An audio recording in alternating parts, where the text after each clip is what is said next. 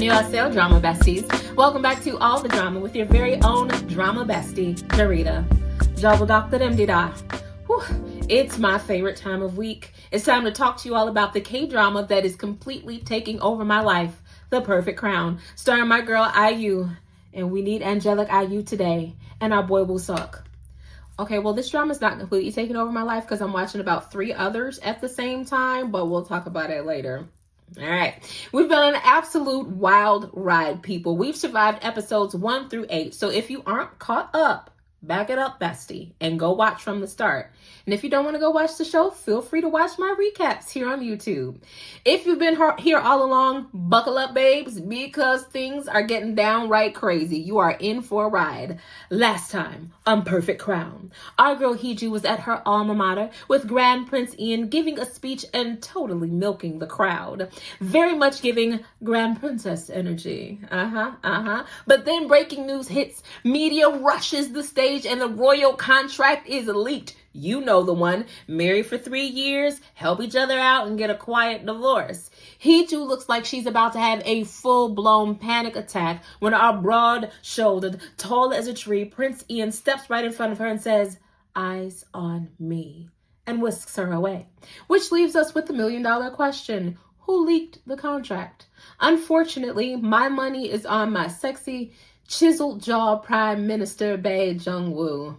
Of course I fall for the villain, but let's find out, besties. So we kick off episode 9 where they recap everything with the headlines blaring across the screen, promising the end, not forever, the royal couple's contract leaked. While a flustered Heeju looks about bewildered on stage, they're all asking her a gang of questions. Are you planning a divorce? Why are you lying? What's really going on? And again, like I said, Ian comes in, says, "Eyes on me." They link hands and they walk off. He's very hot, very commanding. I highly approve. But Jung-woo is backstage and he is not approving of it. He looks uncomfy watching as they clasped hands like linked, baby. Not like, but like, okay? So that's, you know what I'm saying? So they're trying to strategize a way to get out of the building around all the press and cameras without being bombarded. When, in a genius move, A-Do and A-Choi decide they're going to pull out a classic fake-out move. So walking out together, holding hands, the security puts up those umbrellas that they did like at the baseball game to block them as they exit. They rush to the car together. Thank God for tinted windows. They get in, realize that they're still holding hands, then they get all flustered and uncomfortable and let go. And it's cute because that's our little second romance that's budding. So anywho, back to the main drama. Heeju and Ian are at Jung-woo's offices, and this scandal is getting downright ugly. It calls the crown into question. It's hurting Heeju's business. Y'all know stock price is gonna dip. And it has her on the verge of a freak out. Like the closest I've seen her to one since we started this show. And Ian is like repeatedly like, Heeju. And like she is zoned out. He's trying to get her attention and she finally focuses on him. And Jung-woo is like watching them with this jealous look on his face. And I'm like, boy, contract or not, they're married. I'm gonna need you to get out of your fifis, okay? So Jung-woo demands to know if they can release a statement denying the 3-year divorce plan. Silent night. Neither of them can say it. The tension was so thick that my chest was hurting at this point, and I'm like, I'm too immersed right now. I had to stop and just go and go back to it. So Ian says it started that way, but it's not that way now. Like he really cares about her. But Jung was like, is that your statement? And I'm like, okay, slow down, sassy pants. You know, calm it down. But it spirals. They're spiraling. The news starts digging up old dirt. They're claiming Ian pulled strings to cover up Heeju being a suspect in the palace fire. And I thought that we kept the second palace fire on the down low. So I'm like, wait, how do they know? But I don't know. I didn't write the show. So I thought they kept that quiet. Ian turns off the TV. He's looking surprisingly calm. And hello, jawline. He's giving it. Yeah. And he asks Heeju if she's scared. And Heeju drops a bar saying, you can only be disgraced if you have honor. I've never had any, so I'll be fine. And I'm like, oh. But Ian looks at her and admits, I'm scared my honor is going to get you hurt.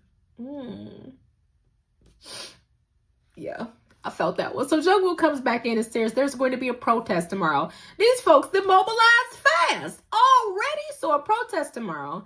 And people are saying Ian is after the throne, which And the fire was part of a larger scandal, and they need to get back to the safety of the palace. So Jungwoo gets them out, and as soon as Ian and Heeju pull up, still with the hands linked, mind you, he's called into a meeting with Debbie Mama. Well, they're both called into a meeting with Debbie Mama and the Council of Relatives. Y'all know Debbie Mama be out for blood. She can't calm herself down. So Ian and Heeju walk in, and Debbie Mama asks, "How dare you put the royal title up for sale and disgrace the family? I knew this lacking pedigree girl was up to something." I could barely get the words out because I was mad. Like, she just straight spitting vitriol. And Ian steps forward ready to go in, but Heeju steps forward and kind of grabs him and shakes her head like no. But he is clenching his fist so tight, like he's ready to throw bows. I don't know if he want to hit Debbie Mama or who, but I'm like, put me in, coach. I'll handle your lightweight. Let me do it. And then to add insult to injury, after Debbie Mama then threw all these strays, she says to A2 and A, no, they can't be part of this conversation. Escort them out.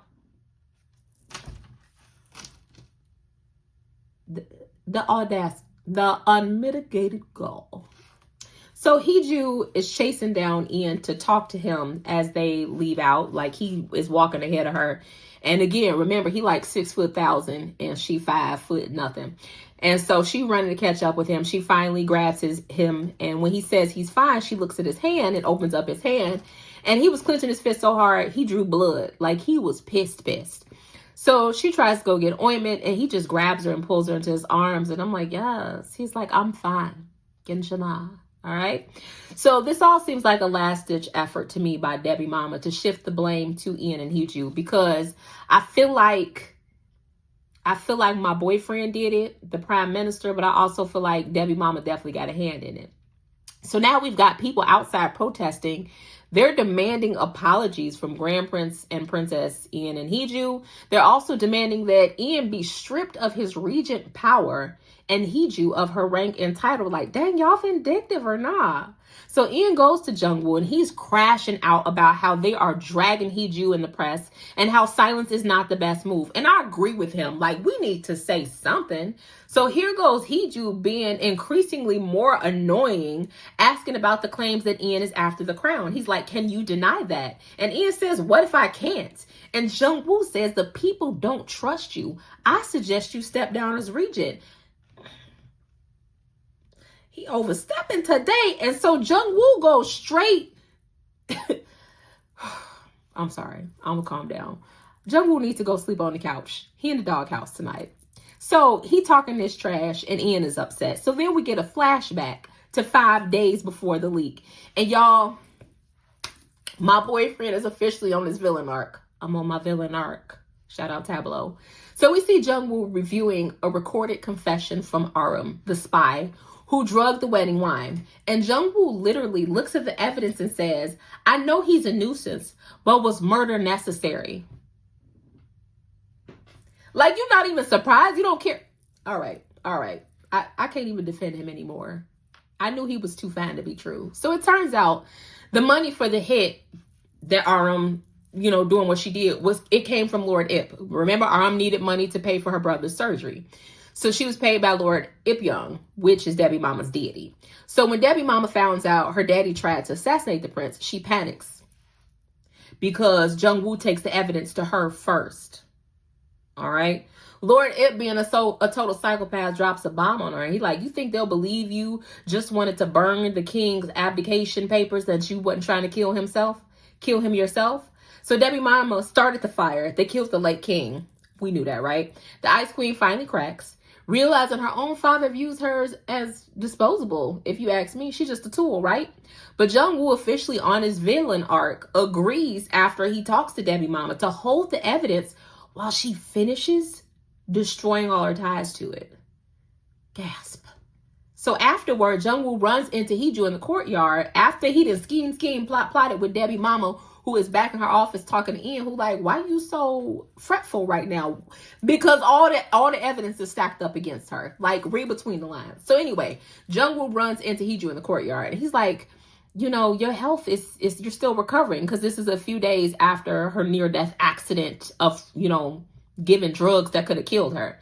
So Lady Choi goes on a rant like, oh, yeah, Ian's been concerned about her too, Prime Minister. He dosed on her so much that producing the heir won't be a problem. And I'm like, Lady Choi. Jungwoo looks displeased as Heejoo shushes her. And I'm like, this dude is already tiptoeing into his villain arc. Don't push him any further talking about slow honeymoons. Just stop. So Jungwoo and Heejoo end up going for a walk alone, and she asks him about the investigation. He ignores her inquiry. He says Ian's devotion looks real, and she says it's normal for us to care about each other, right? And yeah, we married. It's an act. How can we fool the nation if we can't fool our own staff? And he asks if she's trying to fool him as well. Nope, because we love each other. But anyway, his staff calls him, and she like, I wasn't done, but he leaves. And I'm like, you just gonna ignore the grand princess? Okay. She gives up and says she'll call later. So later that night, Debbie Mama sees Heejoo and cryptically tells her to take care of herself. Heejoo's spider senses go off like mine. We in sync. So also sitting at the desk is Jungwoo, and he's getting a call from Heejoo on one line and Debbie Mama on the other, cell phone and landline. We don't see who he picks up for, but we just see him looking between the two phones like, So now we are 3 days pre-contract leak. Stay with me. We still in a flashback, all right? And I ain't even breathed a breath since this episode started, okay? So this is pure drama unfolding. Jungwoo is at the cemetery. Debbie Mama walks up behind him. She asks how it feels to have the greatest prime minister in history as his father. And I guess that's whose grave we at, which later we found out, yes. And he responds, how does it feel to have a father who might become known as the most dangerous lord in history? Sassy pants! When did he become so sassy? Where are your prayer beads? Put your prayer beads back on. So I don't think this will be his legacy, she says. Debbie Mama just rejoined us. Like, that won't be my daddy's legacy. I have a favor to ask since you came to me with the evidence first. She wants to know why he thinks her to be a suspect and didn't go tell Ian first. She like, do you want the grand princess? Do you have to ask Debbie Mama? Debbie Mama hands him their marriage contract. Jungwoo opens up the envelope and his eyes go wide. And I knew it, y'all. I knew it. Debbie Mama says the blame will fall largely on Heejoo because the contract benefits her and her alone. And Jungwoo is like, what do you take me for? Because, you know, he really doesn't want to hurt her, but apparently he wants to hurt Ian. And she says, it's apparent you intend to steal her. Do he? But finally she says, fine, you don't want to hurt her. I'll find a way to direct the arrows towards Ian instead. Because if we push him to the edge, he will break her heart. Ooh, have I mentioned I can't stand trifling Debbie Mama? And we doing this, side note, we doing this in front of his daddy's gravestone. Daddy Men, the greatest prime minister of them all, can't even rest in peace because y'all want to scheme plot by my headstone? So Debbie Mama pushes them further. She goes, what, you think I couldn't tell how deeply in love they are? We could all tell. Ray Charles could tell. Jungwoo looks near exploding.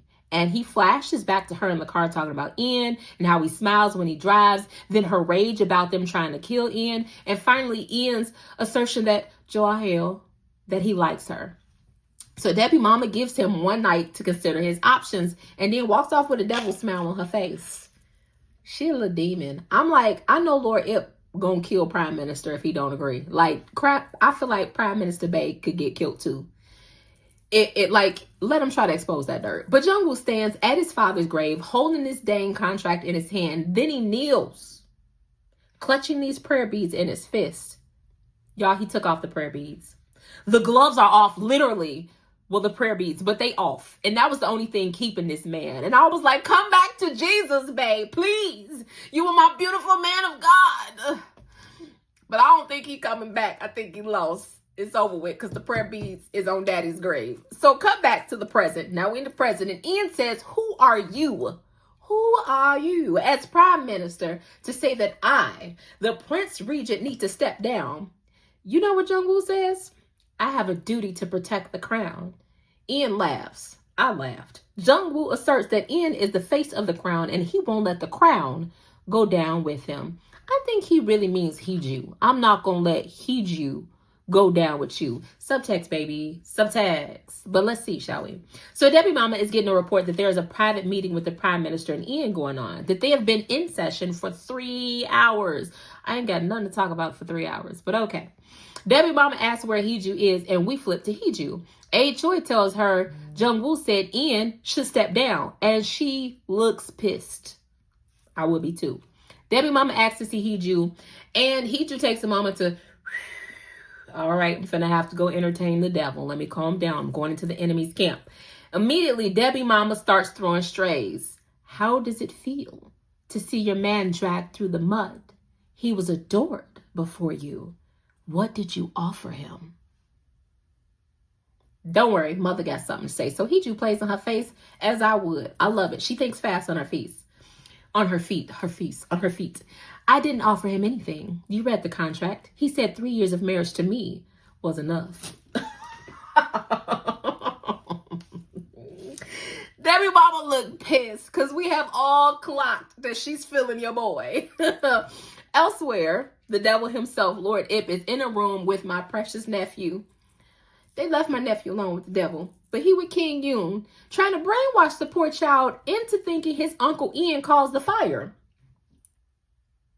that killed his dad. Not the second one, but the fire that killed his daddy. You try to convince the king that his uncle, his Samchon, tried to kill his appa, his dad.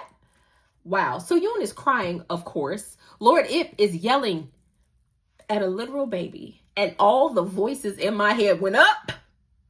But don't worry, we got help coming. He don't want this smoke. I don't play about Yoon, but okay. I was ready to jump through the screen and eat his face off. I was like, anyway, Ian flings the door open. He helps me because he knew, and strides in, and he hems Lord Ip up by his collar and yells, "You are a disgrace." Standing over. Jung-woo who? I'm over him. He out. Ian is in. Ian, I should have always loved you. Okay? Thank you for protecting my baby.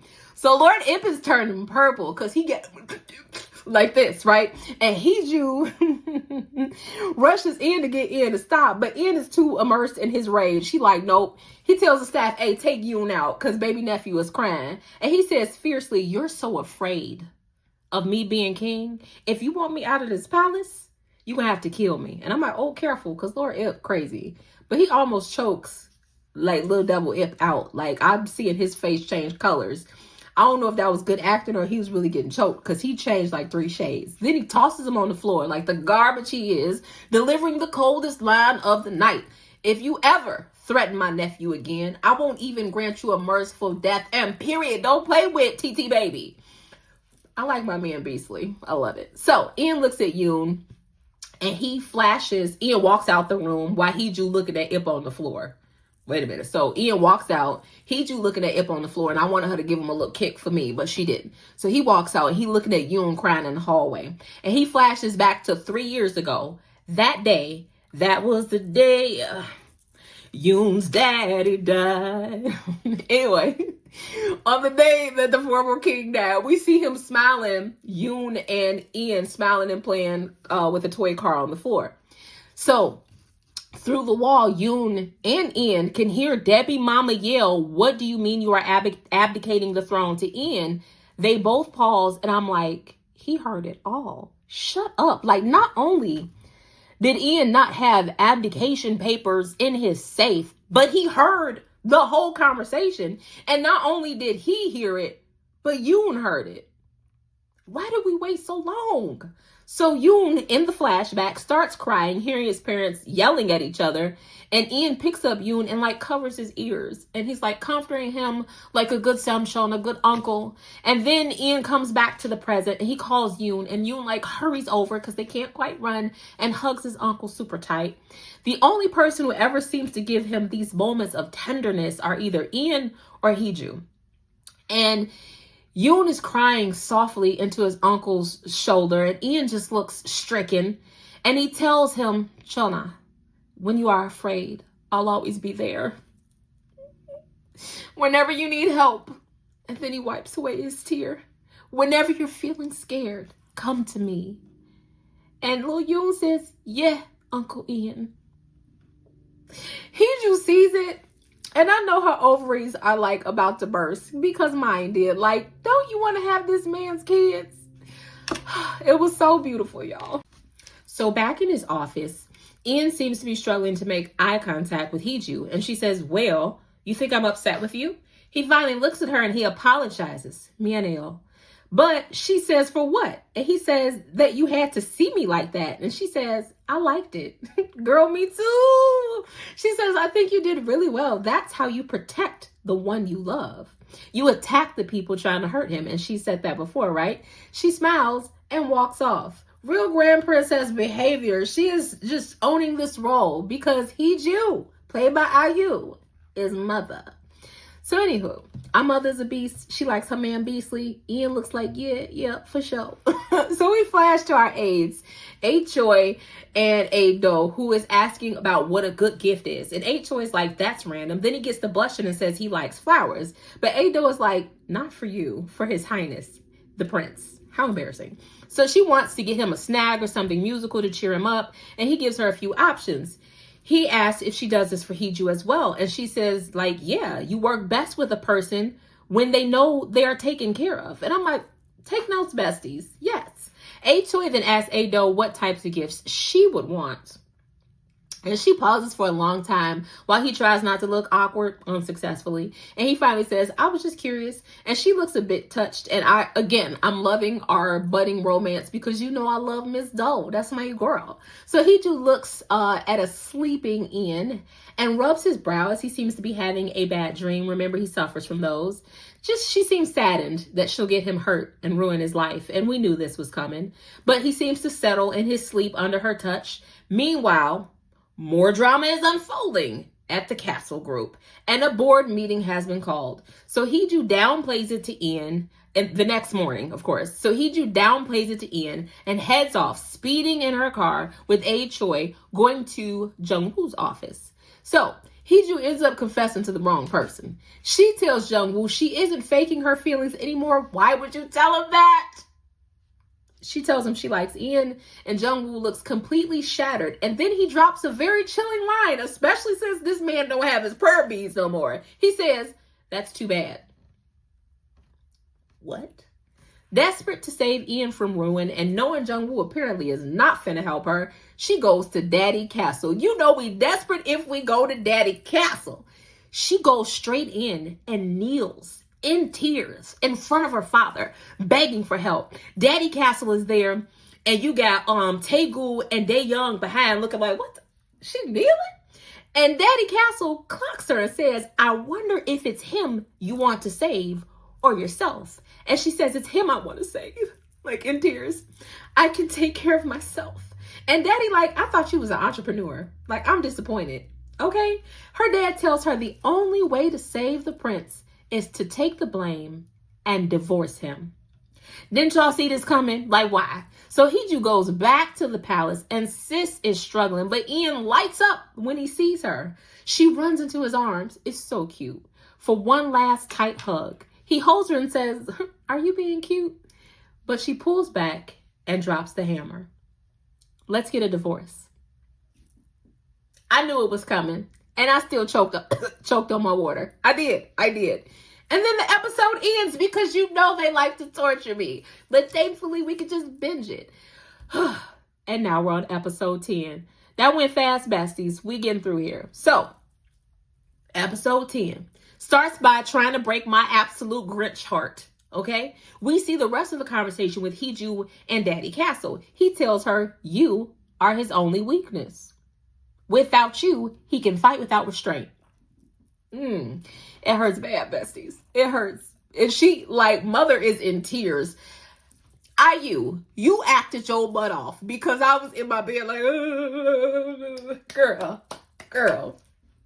Back in the present, though, Ian is blindsided by this divorce demand. Hiju hits every major artery to push him away, lying that she's just cutting her losses by leaving him because her company stock prices are tanking. Her reputation is in the hole. She throws his own words back at him. You promised you'd never force me to stay. Ian looked broken. He looked lost and alone, and everybody leave him, and I just want to hug him.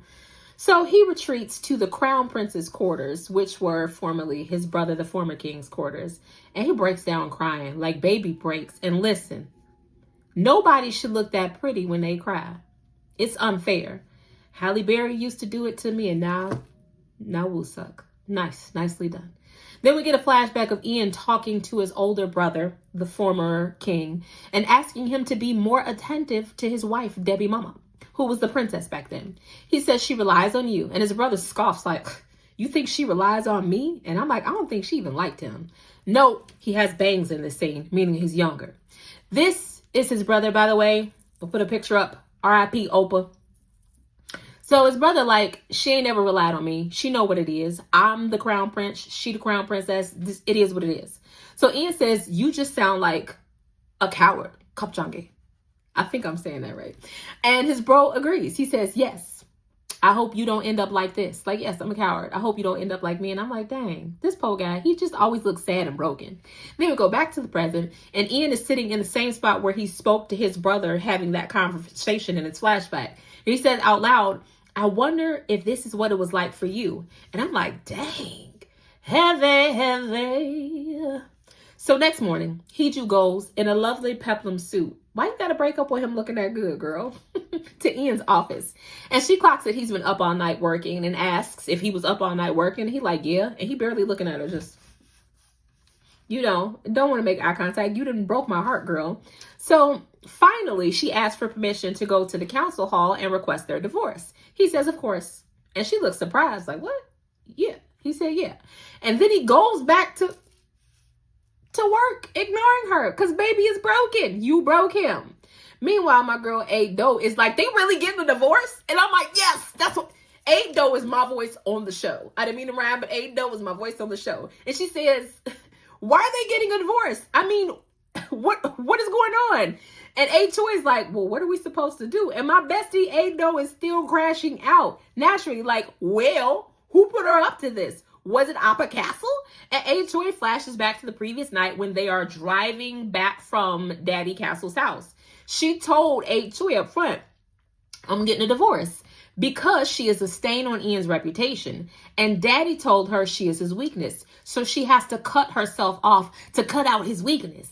And A Choi better take her side if Ian is against it. So of course he had to take that threat for real, because he's now her aide. In the present, A Doe is still crashing out. Me too, sis. Like, why would she suddenly want this? Then she gets a call from the prince and tells A Choi this convo is not over. And he looks shook and valid, because she could take you, most definitely. Next thing we know, all four of them, looking runway ready, come down the hallway. And Lord Ip and all the council members are in the chamber there. Lord Ip is like smugly demanding for Ian to relinquish his title. And he just stands up to take the fall. She legit just raises her hand and says, grant us a divorce. Investigate me. I'm to blame for everything, even getting poisoned at my own wedding, she says sarcastically. So leave him alone and investigate me. And Lord Ip is trying to protest, and so is the prime minister, because despite him being on his villain arc, he's still feeling our girl. So she basically like, yeah, shut up, grant me the divorce. Royals can't be investigated. Let me get divorced, strip me of my title, and then investigate away. Then I'll prove in court that Ian did nothing. Stand by your man. So Ian looks at her dumbfounded and valid. You could have asked the man if he had a dang plan first. Like, really. But across town, her brother Tegu is holding a chaotic press conference. Dae Young is gassing him up. Like, you got this. Go up there, baby. She fixing his tie. And he gets up there and he is being peppered by reporters with questions. Then one reporter asks if Hiju poisoned herself. And he seems to get aggravated. He comes about his jacket. Why would she poison herself? And they like, well, is that why she went to Castle Hospital instead of the Royal Hospital? And Tegu looks so offended. And I'm like, finally, you acting like a real brother. Why would she poison herself? And period, Opa. Thank you, Tegu. So A Choi, while this is going on, gets a text. They're still in the council room, Ian and Hiju. And A Choi gets a text saying the conference has started. So Hiju pounces and says the castle group will handle the contract rumors.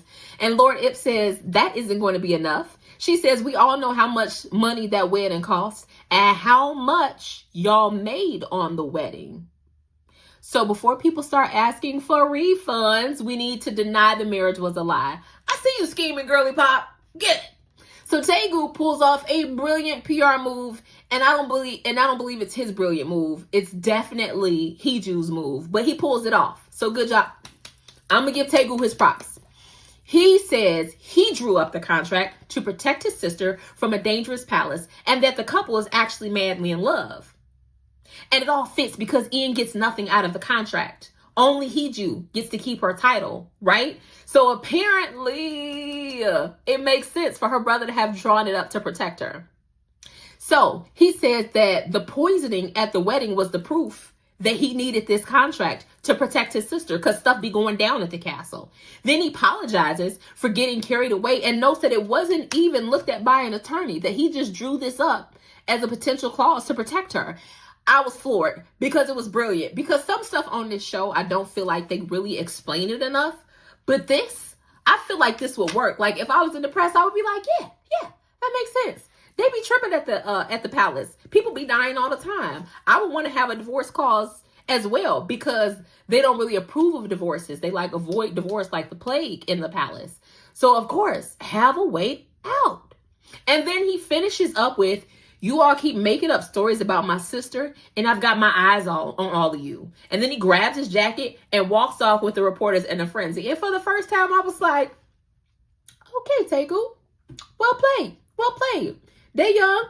I understand why you have to gas up your man sometimes. So, meanwhile, the council is whispering because I'm sure they get news on their phone, right? And Ian then plays his Uno reverse card. IU laid down her draw two. And now Ian came out with an Uno reverse. So he looks at Aid though. She nods and servants walk in with a scroll and a box. The servant says, Prince Ian, will you receive the king's command? Then we flash back to the night that Ian was in his brother's chambers thinking, wondering if life was this hard for his brother.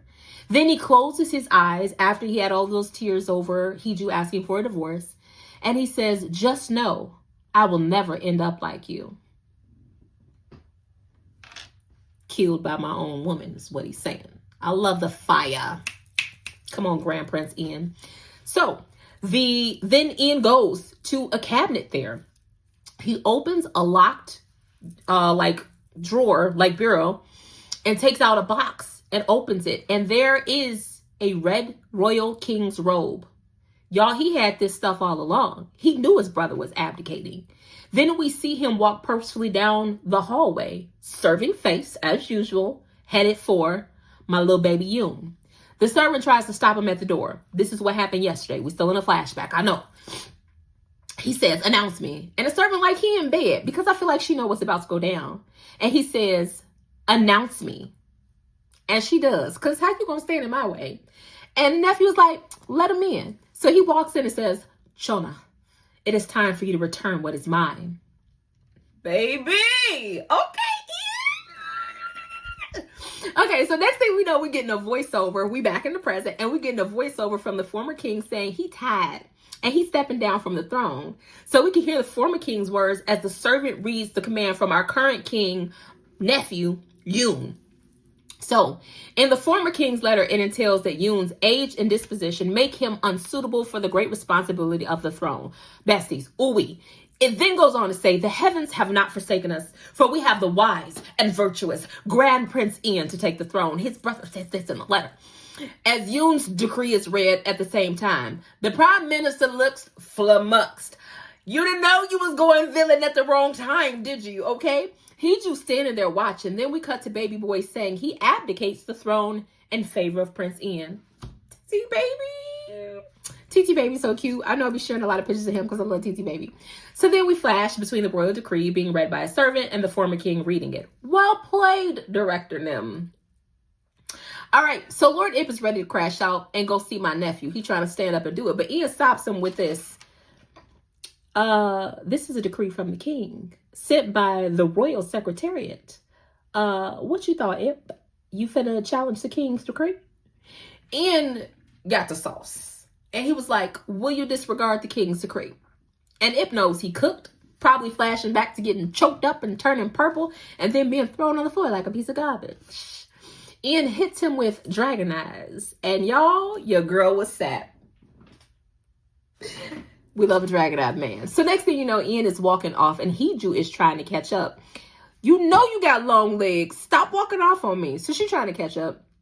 He turns those hurt eyes on her and he goes, you didn't trust me to protect us both. And she like, no, it's just, he like, you didn't believe in me. She looks near tears and he walks off on her. And y'all, his anger is not unwarranted. Like, he should be mad because why, baby? Why?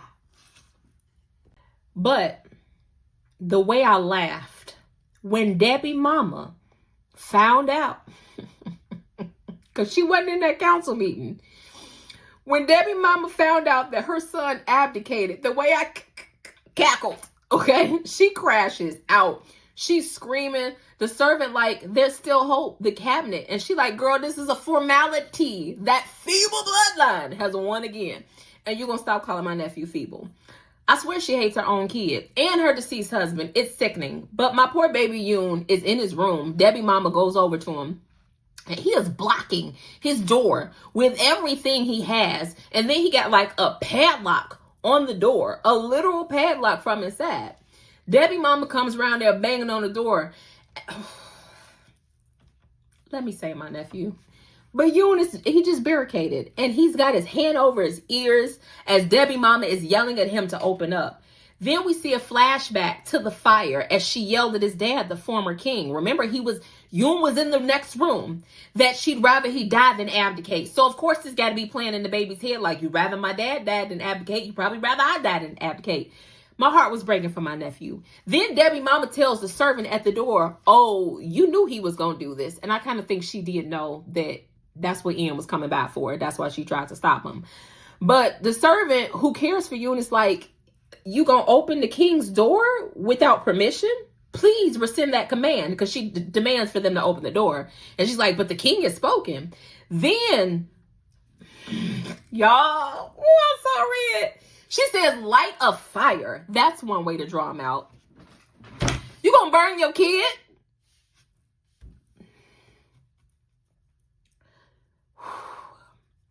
Somebody call DCFS. Did they got DCFS in Korea? KCFS, what is it? I don't know. Okay, so I'm from Chicago. We got DCFS, Child Protective Services. So Jungwoo walks around the corner, and I was glad he did, even though he is sleeping on the couch tonight. And he says, Debbie mama, let me escort you to your quarters. She says, how dare you give me orders? And he says, but I haven't given you an order yet. I almost made up with him. Okay, I'm okay. I know he's the villain, but he's so fine. So then he raises his eyebrow at her like, don't take him back, Jarita. Stay strong. He's a bad man. But I done got all red. So Debbie mama complies. And she's pacing in her office as he sits cool and still. Like, aren't you horrified? And he says, I'm not worried. As a formality, he must refuse 3 times before accepting. We will keep this quiet. The council and servants should not say anything so the word doesn't get out. I done choked myself up. Stop your son from making the request twice more, or stop Ian from taking it. They don't know Ian got a Uno reverse card, but okay. He already got 1 abdication from the daddy, right? Hello? I don't know how it all works, but Jungwoo seems smug. So smug. And he tells Debbie mama to do whatever is necessary to stop Ian from taking it or to stop her son from giving the decree.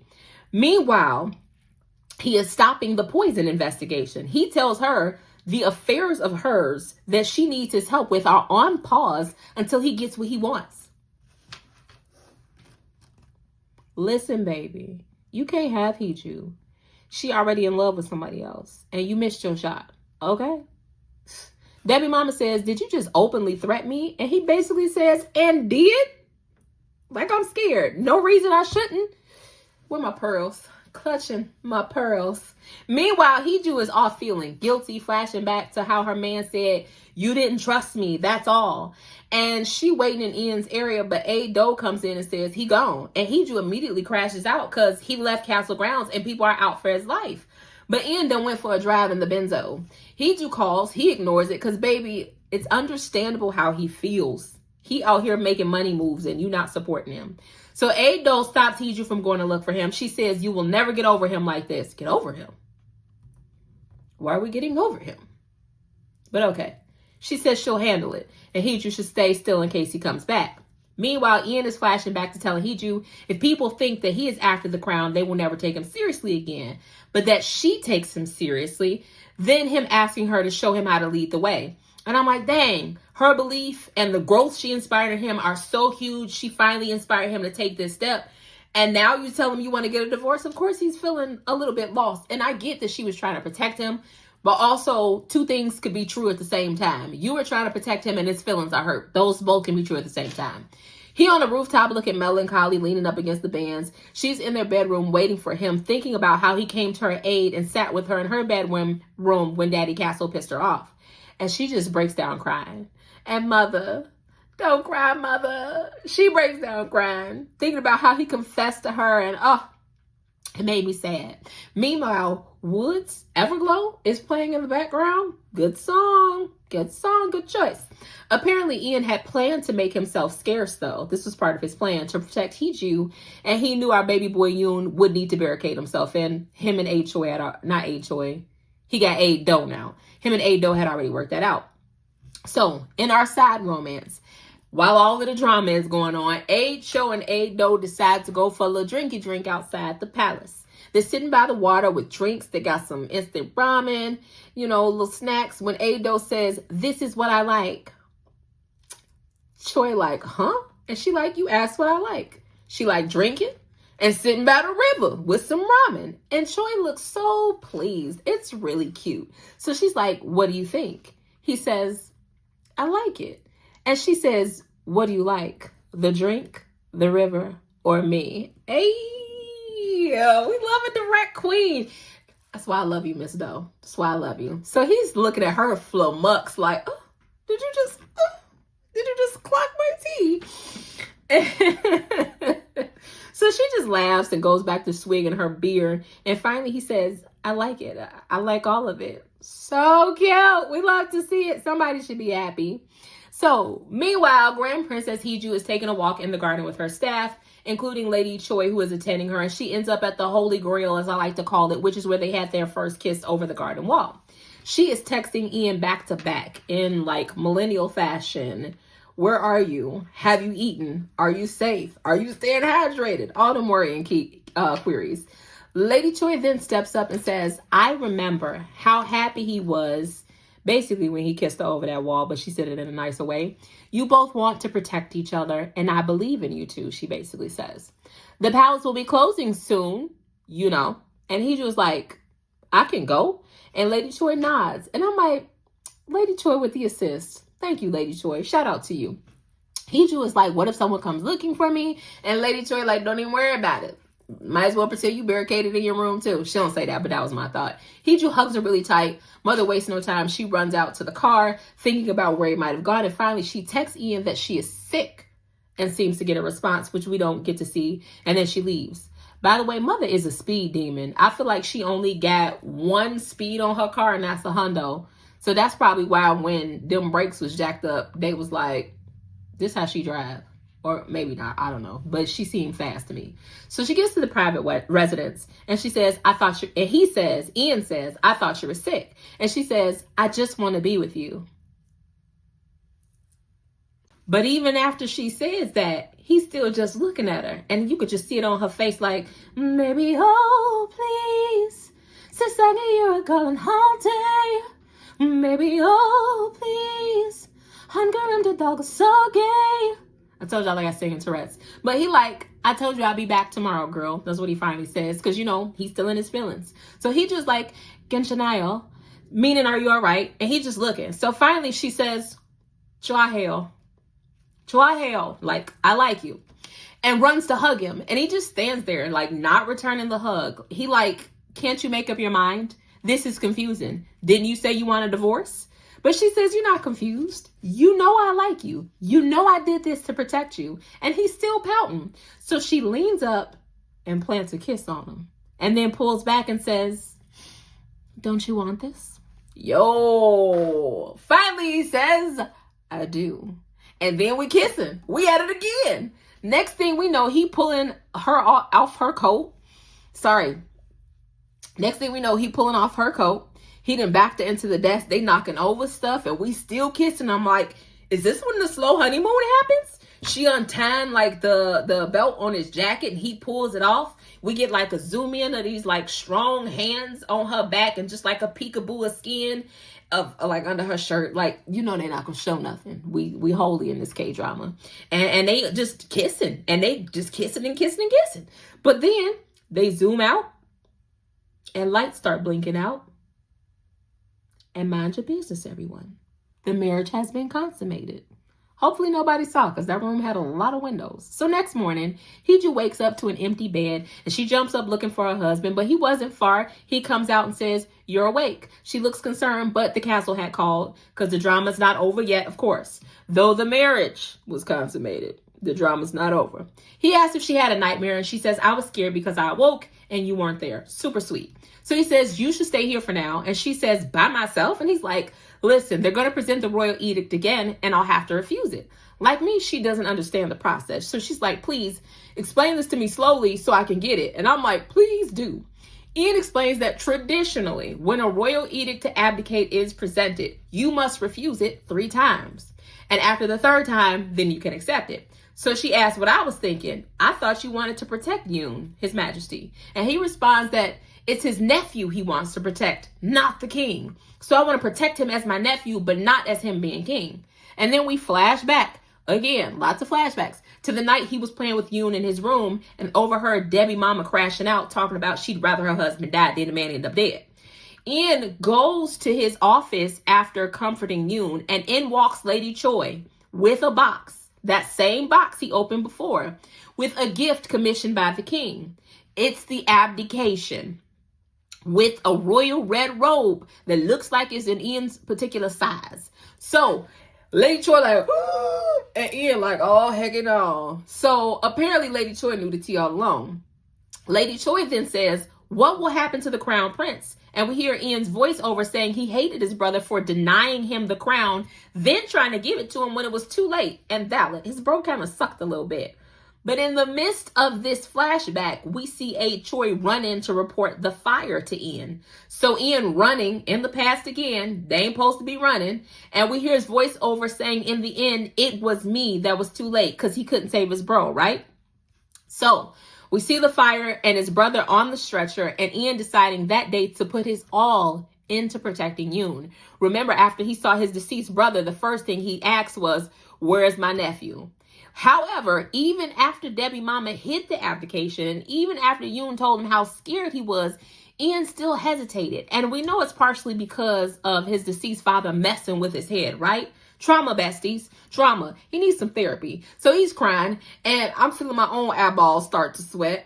And then Ian adds that part of him feels like if he becomes king, he can protect everyone. And the other part of him feels like he's just being greedy. But Hiju hugs him and says, baby, be greedy. Become king. And I will be here by your side. And yes, queen. Yes. Come on with the wifely support. So they go back to the palace arm in arm together. Because we're a unit now. Where protesters are still calling for him to lose his place as Prince Regent. And for Hiju to lose her title. They can barely get in the door before Lady Choice's Ian has been summoned by who? Debbie mama. Lord, don't drink anything while you're in that woman's presence, please, please. Couldn't even talk. Ian is holding Hiju's hand a bit longer. They look at each other. She gives him an encouraging nod. And off he goes to see Debbie mama, queen of all snakes. So Ian walks in and Debbie mama is mad. She tells him to refuse it. And he like, nah. And she like, you gonna accept it? He's 8. He does not know what he's giving up. And Ian says, exactly. He's a kid. She said you used him as a puppet. And Ian is like, yep, just like you. I let him sign it over. But you've all used that baby as a puppet for your schemes. You, your daddy, all of y'all stinking tail people. He ain't say all that. I edit that in. He has no mind of his own. No choices of his own. He is your puppet. So now instead of standing behind him, I must stand in front of him. Hey. So she screams in rage. And he calmly says, I hope you have your headphones on, Your Majesty, because your son loves you, because you have a filial son, and because he abdicated voluntarily, I won't punish you for all of your crimes, so be glad.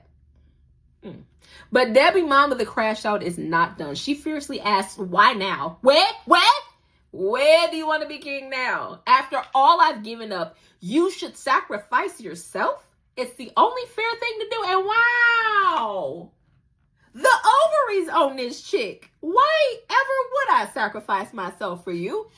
You are responsible for my brother's death, my current misery. You tried to kill me, almost killed my woman. And you might have had something to do with my mama's death.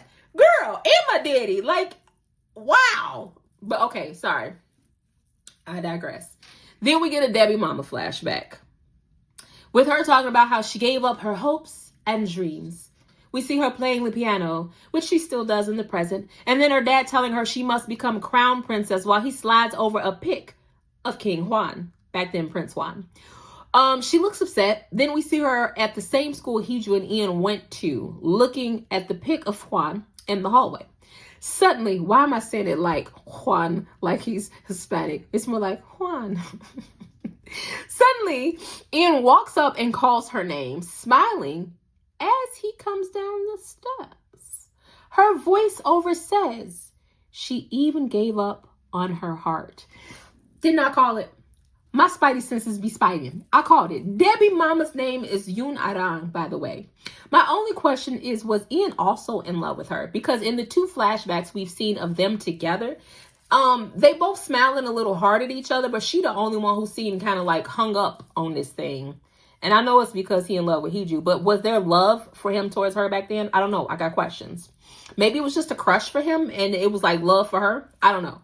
So back in the present, she's still hooting and hollering on about how she gave up all of that. So he needs to give her something in return. Girl, I said, he said that you wouldn't be punished. Please know that that's as gracious as it can get. And Ian is just standing there looking at her as she sobs, clinging to him. I'm like, bro, remember how she tried to kill you? Don't bend, don't break. Apparently, he does remember, as I suspected. And he calls in her court lady and says Debbie Mama looks fatigued and that she can't have any visitors for 3 days. She on punishment. Then he pieces out while she's looking after him like the pitiful being that she is. Next thing you know, Debbie Mama is on the phone with Daddy, a very angry Lord Ip. He like, tear down the king's doors. Matter of fact, I'll come do it. And she like, no need. I'm on house arrest for 3 days. And Ip like, how did you let this happen? If Ian ascends to the throne, we are ruined. But Debbie Mama goes, oh, he told me he not gonna hold me accountable. And I'm like, oh, every woman or man for himself, Daddy Ip. But Lord Ip not going. He said, girl, our crimes are too egregious to ignore. Even if the prime minister is covering for us now, this is all going to explode. And I'm like, ain't nobody tapping these phones. This is an incriminating conversation. She like, Daddy, stop. And he like, girl, are you ready to be stripped of all that we schemed and plotted for? And he says he's taking over now. And she like, what you about to do? And he like, after he ascends, it'll be too late. So just stay in your room and listen. This little weasel Lord Ip is capable of all types of evil. I'm going to need Ian and Hiju to weapon up. You feel me? Like he hangs up on Debbie Mama while she looking blue. And we see Lord Ip brewing when it's announced that he has a visitor. And I'm like, do I smell a henchman coming? And it's the prime minister. My ex is the henchman. My ex. We're not together no more. I don't know what they cooking up, but my heart started beating really fast because there wasn't a lot of minutes of the episode left.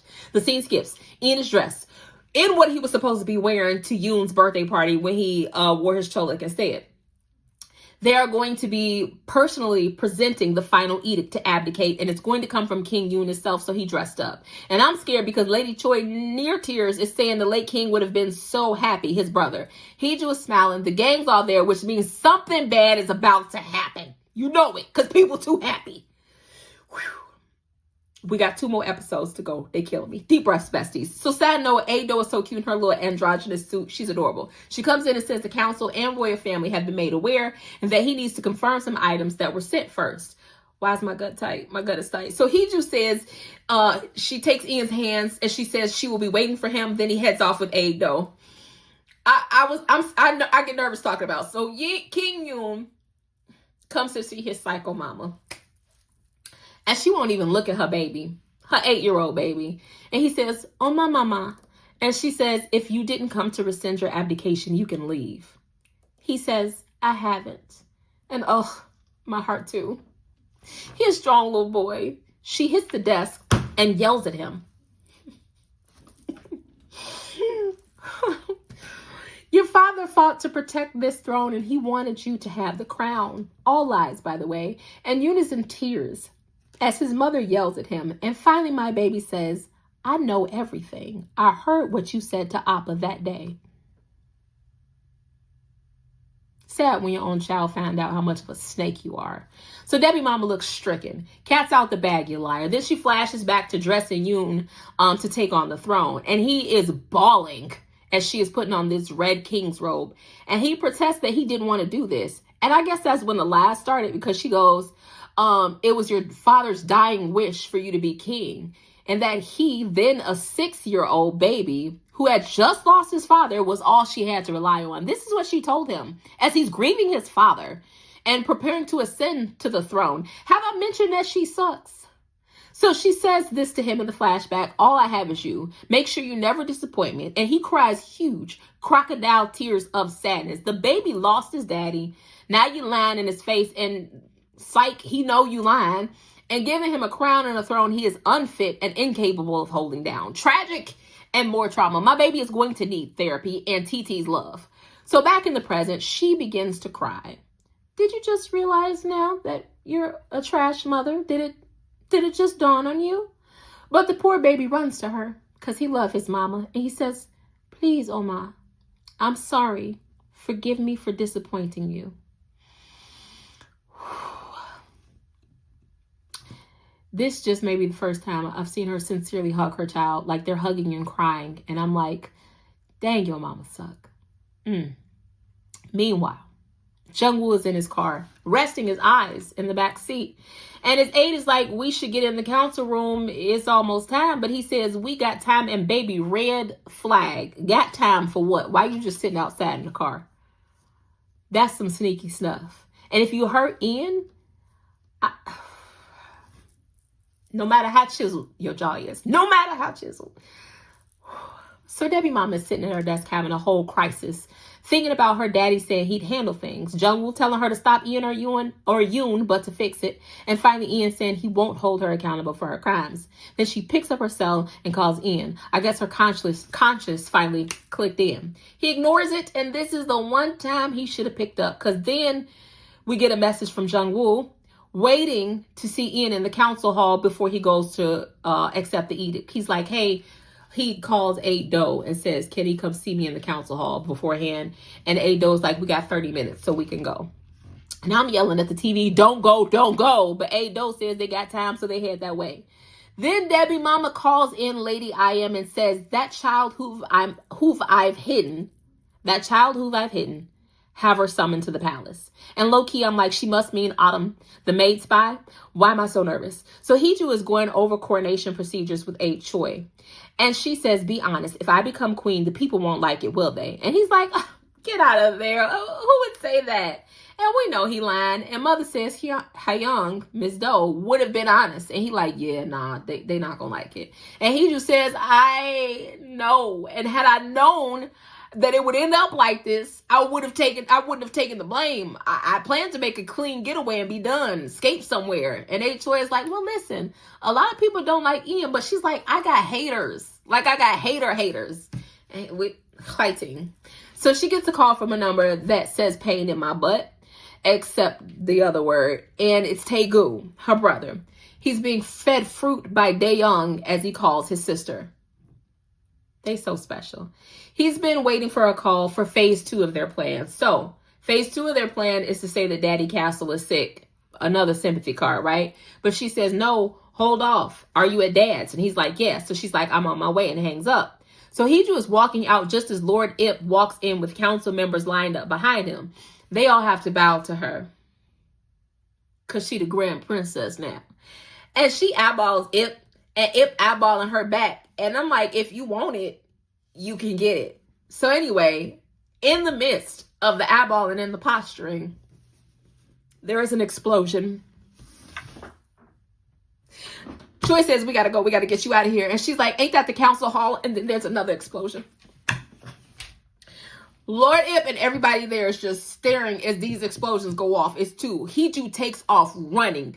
Same building, and yet another fire. No one finds this suspicious. Why did this same building keep blowing up? Everyone is in the courtyard, servants everywhere. Choi follows Hee-Ju over, and then A-Do comes running out of the side, and she just staring at the building in shock, like, And Hee-Ju was like, girl, what you doing here? What's going on? Because Ian is not supposed to be in there. And because Miss Do is so shocked and not paying attention, Eo got to grab her. Hee-Ju, I said Eo, so excited. Hee-Ju has to grab her and yells, fighting like, spit it out. His Highness is in there. We knew that already. We knew. Hee-Ju looks terrified and broken and repeatedly saying, chugga, chugga, chugga. And the episode ends. This is why I'm stressed out. This is why I need to talk to y'all. This is stressful. But the ending credits kind of tease her running into the building to save him. And Byung Woo-suk is singing the OST. That's the guy who plays Prince Ian. And he got a nice voice. Like, it matches his face. Very nice. But the preview shows Jung-woo fully seizing power while Ian is out, incapacitated. And there are rumors going around that he is dead. They brought us here just to suffer. Ooh. But that's it, besties. That's the episode. What do you think? Are you okay? I'm not. Is Jung-woo redeemable? No. Or are we throwing him in the trash for good? Trash. These two episodes were insane. So I know episodes 11 and 12 are going to probably turn some of my hair gray. But we're going to wrap this baby up because I got another drama I want to talk about already. It's a C drama. It's going to be good. I've been watching it already. I'm like 12 episodes in. I'm almost done with it. I can't wait to talk to y'all. Anyway, until next time, drama besties, don't forget to hit the subscribe button so you don't miss on the dramatic conclusion of Perfect Crown on all the drama. Annyeong.